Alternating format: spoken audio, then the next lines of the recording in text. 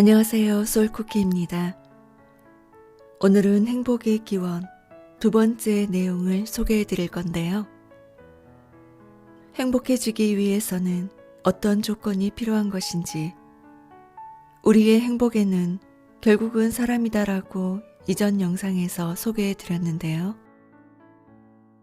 행복해지기 위해 사람 간에 서로 어떤 노력과 희생, 그리고 그에 대한 대가가 있어야 하는 건지, 사회적 동물로 살아가는 우리에겐 인간관계가 결코 만만치 않은 숙제로 주어져 있습니다.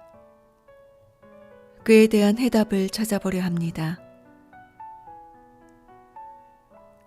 뉴욕 맨해튼. 세상에서 가장 다양한 사람들이 오가는 곳이다. 하지만 군중 속에서 고독은 더 커진다고 했던가? 2011년 가을, 이곳에 살고 있던 제프 렉스데일이라는 39세 남자는 여자친구와 헤어진 뒤 외로움에 몸부림을 치고 있었다. 가족도 친구도 없던 그는 망망대해 같은 세상에 구조 신호를 보냈다. 노란 종이 한 장에 자기 전화번호와 간단한 문장 하나를 적어 맨해튼 곳곳에 붙인 것이다. 뭐든 대화하고 싶은 사람은 저에게 전화하세요. 외로운 제프. 그 후 놀라운 일이 벌어졌다. 단 몇 명의 대화 상대라도 생기길 바라던 그에게 실제 연락을 한 사람은 무려 7만 명. 뉴욕은 물론 영국, 캐나다, 나이지리아, 말레이시아, 심지어 한국에 사는 사람들까지도 제프를 찾았다. 자신도 외롭다는 하소연과 함께 힘내라는 응원 메시지도 줄을 이었다. 사람에게 가장 필요한 건 사람이다. 인간이 경험하는 가장 강렬한 고통과 기쁨은 모두 사람에게서 비롯된다. 사랑하는 사람의 죽음, 이별, 짝사랑, 인간을 시름시름 앓게 하는 고통스러운 경험이다. 하지만 인간이 느끼는 가장 강력한 기쁨 또한 사람을 통해 온다. 사랑이 싹들 때, 오랜 이별 뒤의 만남, 칭찬과 인정. 그래서 시대와 문화를 막론하고 인간이 치르는 가장 성대한 의식들은 사람과의 만남 혹은 이별을 위함인 것이다. 왜 이토록 인간은 서로를 필요로 할까? 사람이 꽃보다 아름다워서가 아니라 막대한 문제가 걸려있기 때문이다. 바로 생존. 세상에 포식자들이 있는 한 모든 동물의 생존 확률은 다른 개체와 함께 있을 때 높아진다. 사자들이 우글거리는 아프리카 초원을 수십만 마리의 동료들과 함께 횡단한다. 서로 잡담하기 위해서가 아니라 살아남기 위해서. 매가 혼자 있는 비둘기를 습격할 때 사냥에 성공할 확률은 약 80%이다.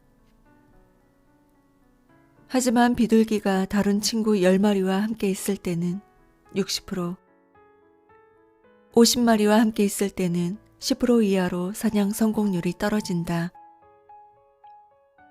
사람도 마찬가지이다. 시카고 대학의 카시오포 교수팀의 오랜 연구에 의하면 현대인의 가장 총체적인 사망 요인은 사고나 암이 아니라 외로움이다. 미국에 있을 때 BMW 자동차 CF를 인상적으로 본 적이 있다. 광고 내내 멋진 차 한 대가 슝 하고 달린다. 마지막에 굵은 바리톤 목소리가 더 언티매틱 드라이빙 메싱이라는 문구를 읽으며 광고는 끝난다. 단순하지만 BMW의 이미지를 잘 압축하고 있다.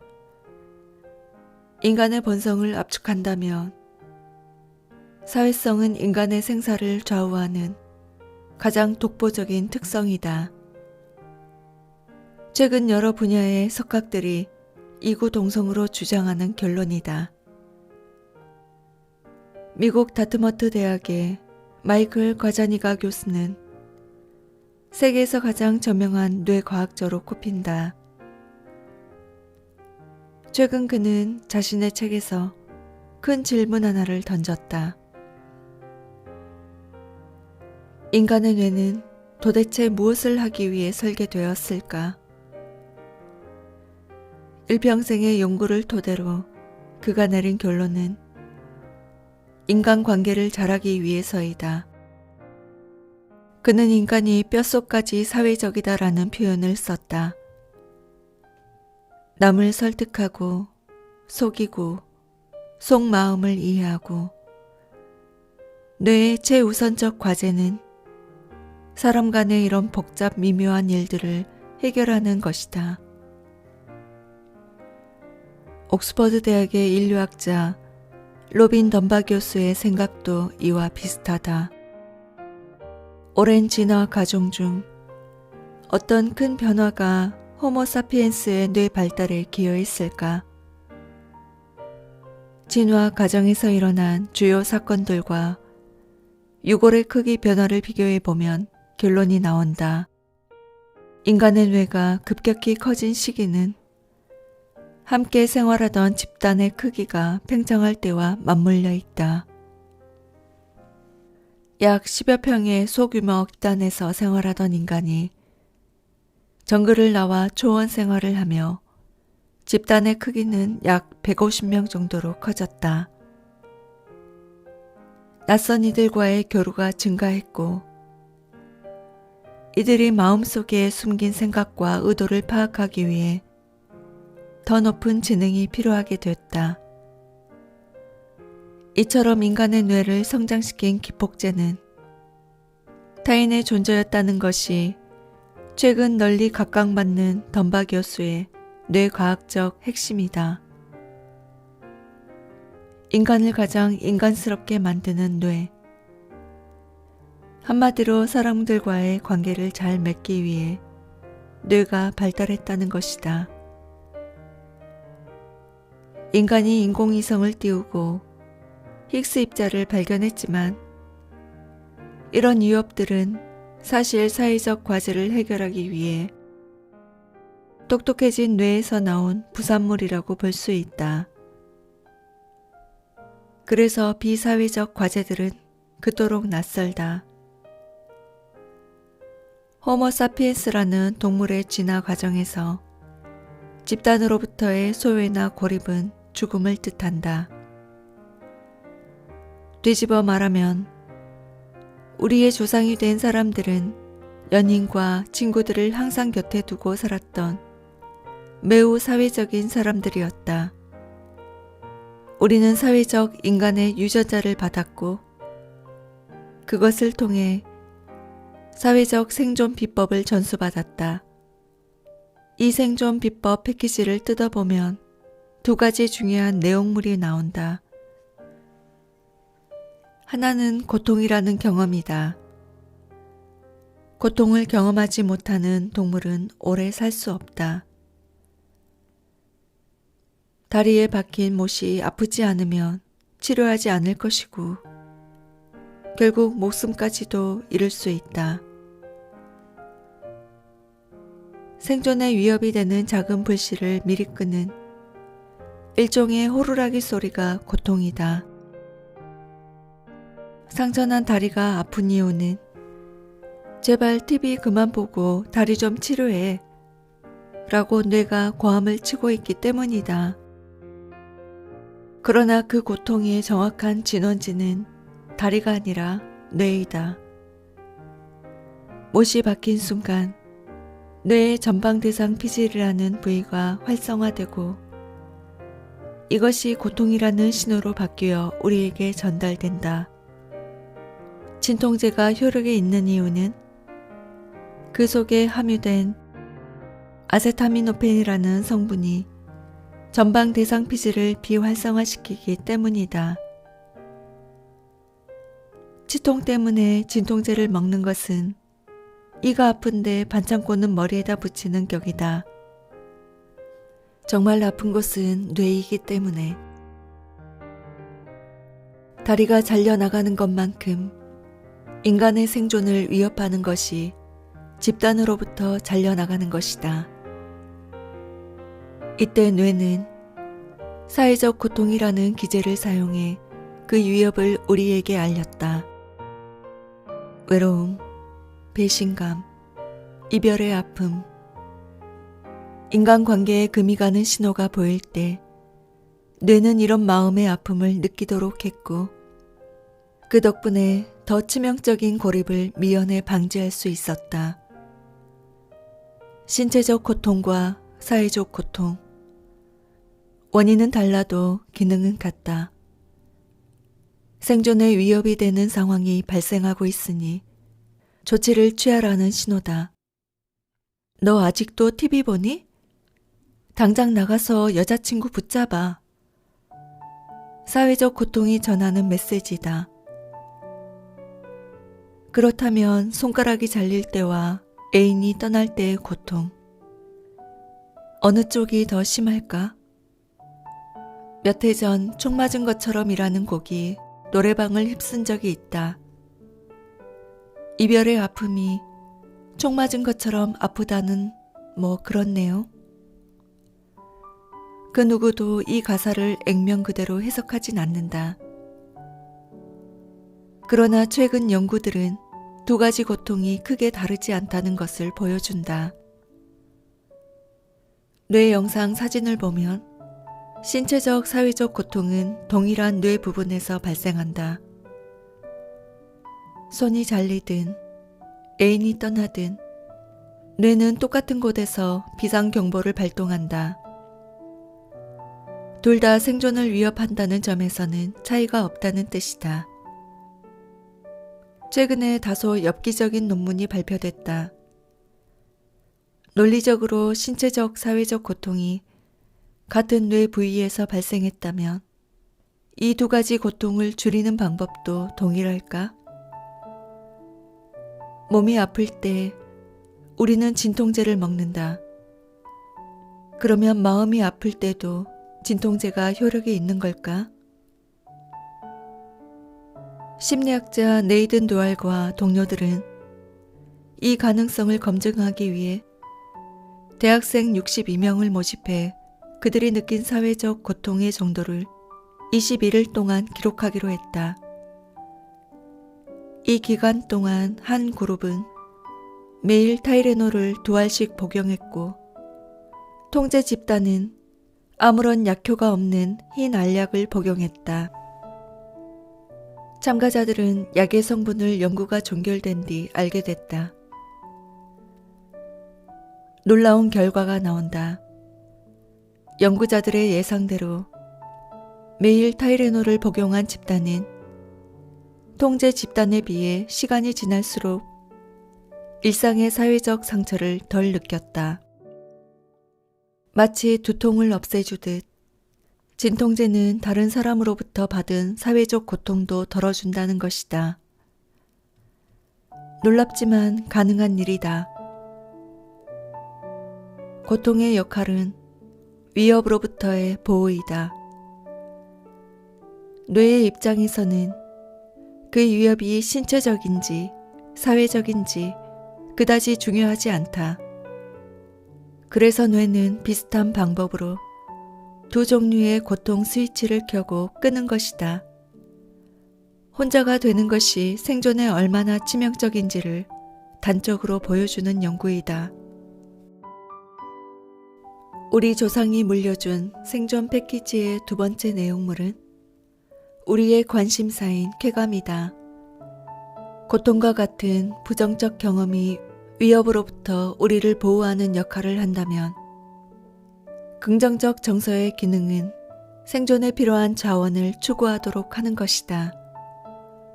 고통을 느끼지 못하는 생명체가 오래 생존하지 못하는 것처럼 쾌감을 상실한 동물 또한 문제가 생긴다. 간단한 예로 식사를 들어보자. 왜 우리는 매일 꼬박꼬박 밥을 챙겨 먹을까? 한마디로 먹는 즐거움 때문이다. 그 어떤 음식을 입에 넣어도 종이 맛밖에 느끼지 못하는 사람이 있다고 하자.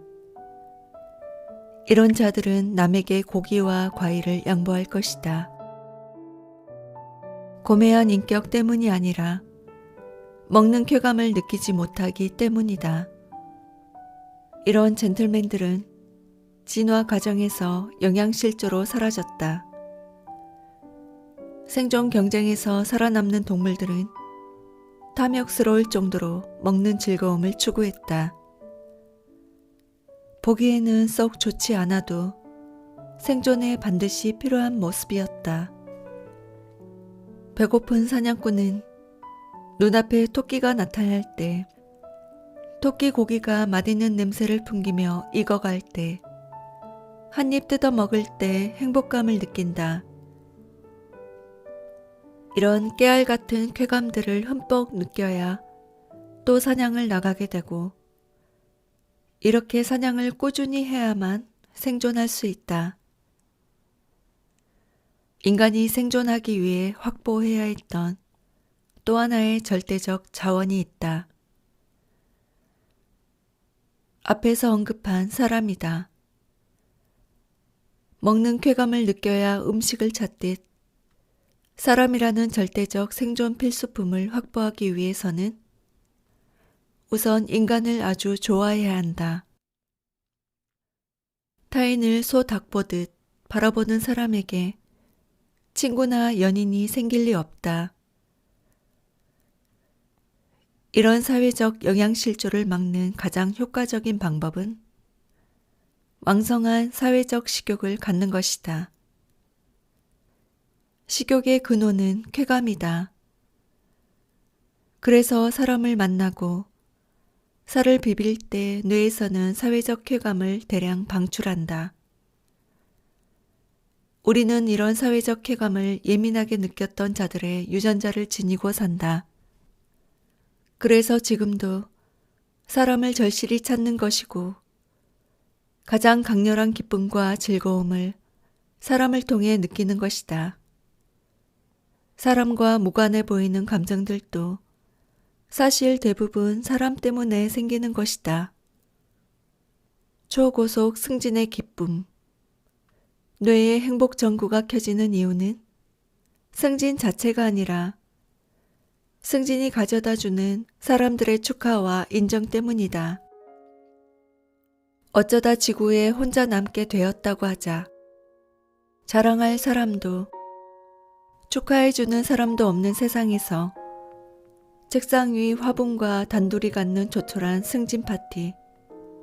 승진이 기쁘긴커녕 눈물 난다. 누구에게나 비슷한 경험이 있을 것이다.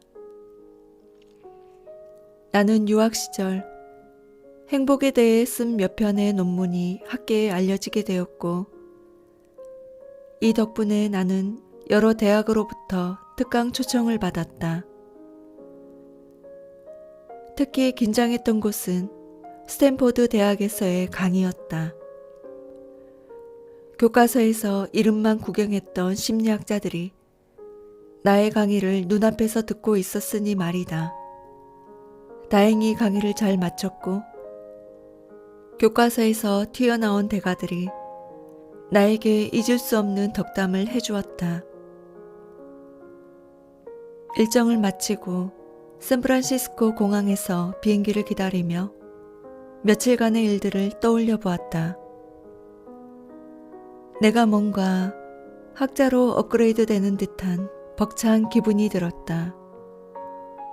그러나 그 시간은 내 인생에서 가장 행복했던 순간이 아니라 무척 외로웠던 때로 기억된다.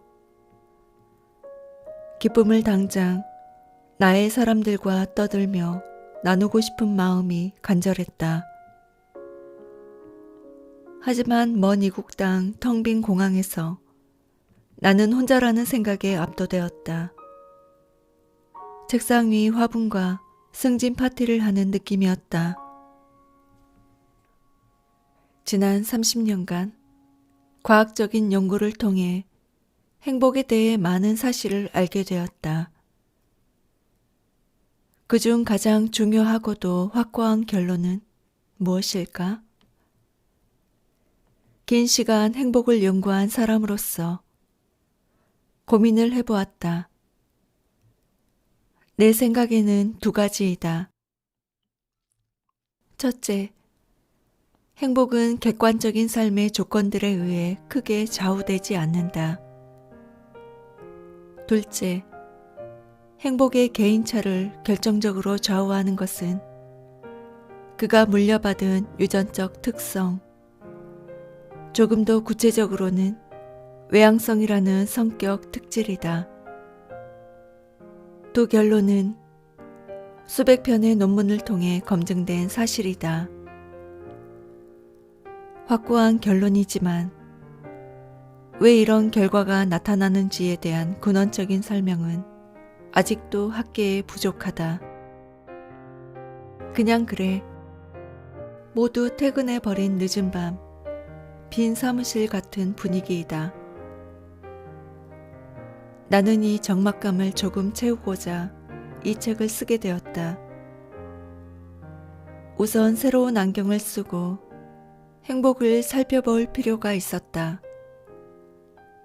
익숙한 철학의 안경을 벗고 진화론적인 렌즈로 행복의 본질을 좀 더 깊게 들여다보게 되었다. 행복은 사회적 동물에게 필요했던 생존 장치라는 것이다. 아프리카의 서해안 선과 남미의 동해안 선을 서로 끼워 맞추면 딱 들어맞는다. 우연이 아니다. 하나의 땅덩어리에서 두 대륙이 갈라져 나왔기 때문이다. 지금까지 발견된 행복에 대한 큰 결론과 진화론적 관점으로 새롭게 모양을 잡은 행복은 마치 이 두 대륙 같다. 서로 잘 맞아 떨어진다.